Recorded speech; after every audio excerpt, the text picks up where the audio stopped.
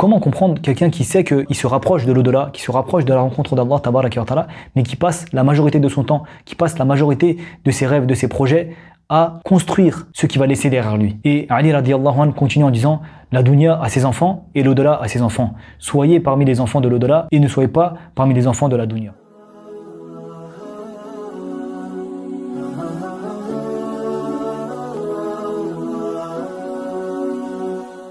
Bismillah, alhamdulillah, wa salatu wa salamu ala rasulillah, wa ala alihi wa sahbihi ajma'in, amma ba'd. Assalamu alaikum wa rahmatullahi wa barakatuh. Chers frères et sœurs, nous continuons nos rappels sur l'adoucissement des cœurs. Dans notre précédent cours, nous avions vu ensemble un hadith du prophète sallallahu alayhi wa sallam dans lequel il nous dit: Kun fi dunya ka'annaka gharibun aw 'abiru sabil. Sois dans ce monde comme un étranger ou comme un voyageur de passage. Et à travers ce hadith, nous avons vu la relation que nous devons avoir avec ce bas monde. Nous avons aussi partagé la parole d'Ibn Umar radiyallahu anhu qui nous disait de ne pas laisser au soir ce que l'on peut faire le matin, de ne pas laisser au matin ce que l'on peut faire le soir, de profiter de la santé avant la maladie et de profiter de la vie avant la mort. Aujourd'hui, avec la permission d'Allah tabaraka wa ta'ala, nous allons voir un sujet qui est très important, qui est le danger des désirs, des projets et des espérances. L'être humain a dans sa propre nature le fait de penser au futur, de se projeter, de faire des plans, de construire son avenir, etc. Il se dit par exemple: plus tard je ferai ceci, quand je serai âgé, je ferai cela, une fois que j'aurai une situation stable, je vivrai autrement, quand ma situation sera meilleure, je me rapprocherai d'Allah, etc. En soi, le fait de penser à l'avenir n'est pas une chose qui est blâmable. Mais la question ici, c'est de savoir, est-ce que l'islam met des limites à cela? Est-ce qu'il y a des limites en islam concernant les rêves, concernant les projets, concernant les plans que nous faisons concernant notre avenir? Et ce que nous allons voir dans notre rappel aujourd'hui, c'est que lorsque ces désirs, ces plans, ces projets ne sont pas encadrés, ils finissent par endurcir le cœur, à nous faire oublier l'au-delà, à nous faire oublier Allah tabaraka wa ta'ala et à causer notre perte. Beaucoup de peuples avant nous ont été trompés par cela. Ils avaient des projets, ils avaient des plans, ils avaient des rêves, ils avaient certaines pensées concernant l'avenir et ils ont oublié l'au-delà. Puis la mort est venue et ils ont compris trop tard qu'il y avait quelque chose qui était capable d'interrompre tout cela, qui est la mort.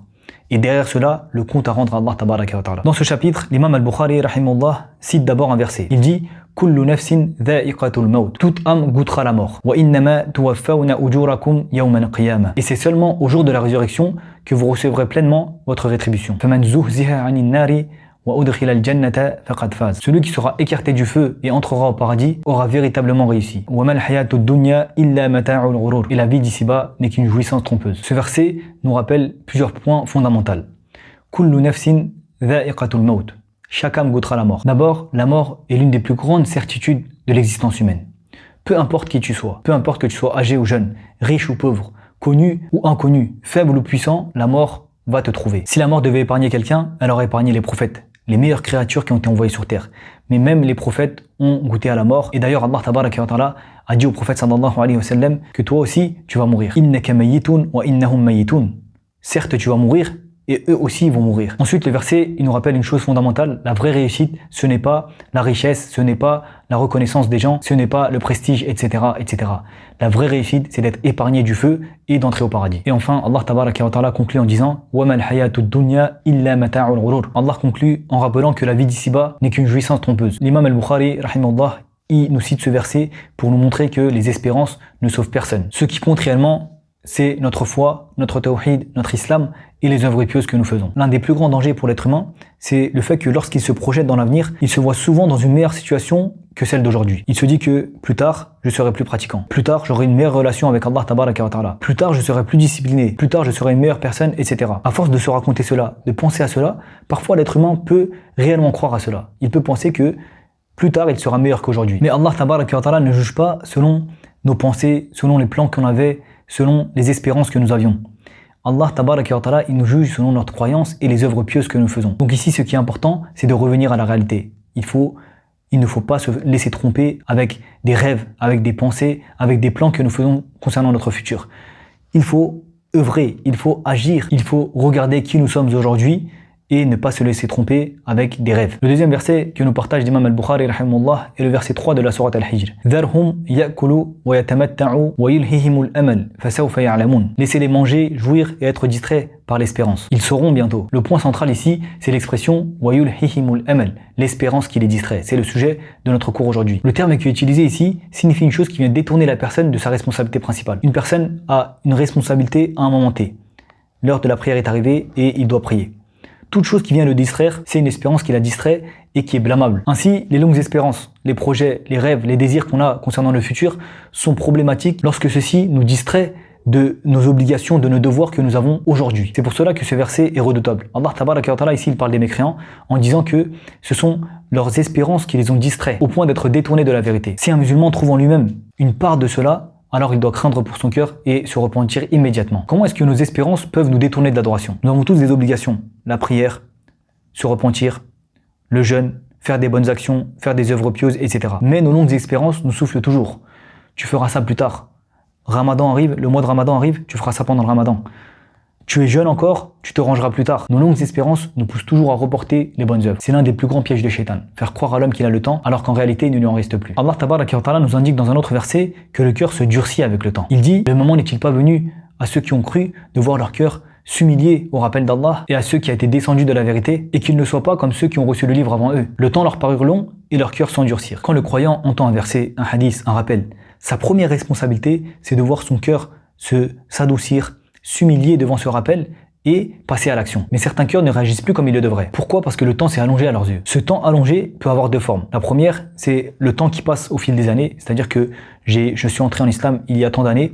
Lorsque j'écoutais un verset, un hadith, un rappel, à ce moment-là, j'avais le cœur qui s'adoucissait et je mettais en application directement. Mais il y a des années qui sont passées, du temps qui est passé, et avec ce temps-là, mon cœur n'est plus aussi sensible qu'auparavant. Ça, c'est la première forme. La deuxième forme, c'est la forme dont on parlait tout à l'heure, c'est le temps qui passe lorsqu'on se construit intérieurement, dans nos projets futurs, dans nos espérances, etc. C'est-à-dire que, en ayant des projections, en ayant des espérances, plus tard je ferai cela, plus tard je vais me ranger, etc., le temps passe. Le temps passe à ce moment-là et mon cœur n'est pas ouvert à la révélation, n'est pas ouvert au rappel, au hadith, au verset, au rappel que l'on me fait à ce moment-là. Dans les deux cas, le résultat peut être le même. Le cœur s'endurcit, les rappels ne sont plus compris comme ils doivent l'être et l'homme perd peu à peu sa sensibilité par rapport à cela. Le monde moderne pousse toujours l'homme à planifier son futur. Prépare les 10 prochaines années. Projette-toi dans 20 ans, 30 ans, 40 ans, construis-toi à long terme. Et tout cela nous est présenté comme une condition de réussite. Comme nous l'avons dit tout à l'heure, le fait de prévoir, de faire des plans concernant le futur, c'est pas quelque chose qui est blâmé en soi. Mais si ces plans, ces rêves, ces prévisions que l'on fait nous font oublier nos responsabilités actuelles, nous font oublier l'au-delà, nous font oublier Allah Tabaraka wa Ta'ala, alors c'est quelque chose que nous devons corriger, c'est quelque chose dont nous devons nous repentir. Ensuite, l'imam al-Bukhari, rahimahullah, il nous rapporte une parole de Ali radiyallahu anhu. Ali radiyallahu anhu nous dit « Ce que je crains le plus pour vous, ce sont deux choses. Suivre vos passions et avoir de longues espérances. » Puis il explique « Suivre les passions détourne de la vérité, avoir de longues espérances fait oublier l'au-delà. » Quand une personne est dominée par ses désirs, souvent elle n'est pas incapable de comprendre la vérité. Elle comprend la vérité, mais étant donné que ses désirs passent avant la vérité, étant donné que lorsqu'elle écoute la vérité, elle voit que sa vie n'est pas en adéquation avec celle-là, alors ses désirs prennent le dessus et elle refuse cette vérité. Dans le domaine de la darwa, c'est quelque chose qui se voit fréquemment. Une personne écoute, comprend, vous comprenez qu'elle comprend, elle reconnaît même intérieurement la vérité, mais elle la rejette. Pourquoi? Parce qu'elle a un projet de vie, parce qu'elle a des passions, parce qu'elle a déjà fait un plan concernant son futur, et la vérité que vous lui expliquez, le haqq que vous lui expliquez, est en contradiction avec ses plans, avec ses passions, avec ses projets. Et tout cela vient le contrarier, et c'est pour cela qu'il rejette la vérité. Les passions donc détournent de la vérité. Quant aux longues espérances, qu'est-ce qu'elles font? Elles nous font oublier l'au-delà, elles nous font oublier Allah, elles nous font oublier les comptes que nous devons rendre. Et la pire qui peut arriver à un croyant, c'est le fait d'oublier l'au-delà, d'oublier les comptes qu'il va rendre à Allah Tabaraka wa Ta'ala. Ali radiyallahu anhu continue en disant « La dunya s'en va en tournant le dos et l'au-delà vient à nous en se dirigeant vers nous. » C'est une formule qui est très forte. Imaginez-vous quelqu'un qui va voyager et quitte la ville dans laquelle il est pour sa destination. Tous les pas qu'il fait, tous les kilomètres qu'il fait, l'éloignent de la ville qu'il a quittée et le rapprochent de sa destination. De la même manière, chaque jour que nous vivons nous éloigne de cette vie d'ici-bas et nous rapproche de l'au-delà. Ce monde s'éloigne, la mort se rapproche, la rencontre d'Allah Tabaraka wa Ta'ala se rapproche, les comptes que nous devons rendre à Allah se rapprochent. Donc comment comprendre quelqu'un qui sait qu'il se rapproche de l'au-delà, qui se rapproche de la rencontre d'Allah Tabaraka wa Ta'ala, mais qui passe la majorité de son temps, qui passe la majorité de ses rêves, de ses projets à construire ce qu'il va laisser derrière lui. Et Ali radiyallahu anhu continue en disant « La dunya a ses enfants et l'au-delà a ses enfants. Soyez parmi les enfants de l'au-delà et ne soyez pas parmi les enfants de la dunya. » La question que nous devons nous poser ici, c'est à quel monde j'appartiens? Est-ce que je suis un enfant de l'au-delà ou un enfant de la dunya? Comment nous allons trouver la réponse à cette question? Comment est-ce que nous utilisons notre temps? Qu'est-ce qui occupe nos pensées? Qu'est-ce qui guide nos choix? Pour qui nous vivons réellement? La réponse à toutes ces questions nous indique si nous sommes des enfants de l'au-delà ou des enfants de la dunya. Puis il conclut en disant « Aujourd'hui est le jour des œuvres.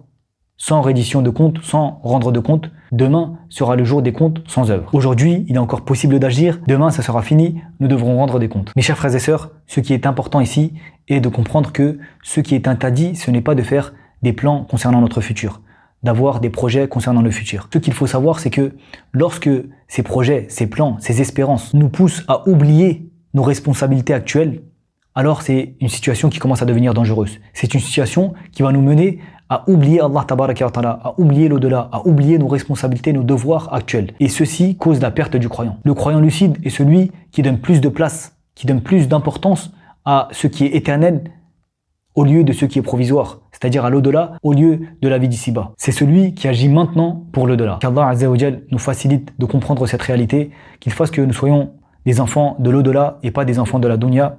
Allahumma amin. سبحانك ربك رب العزة عما يصفون وسلام على المرسلين والحمد لله رب العالمين السلام عليكم ورحمة الله وبركاته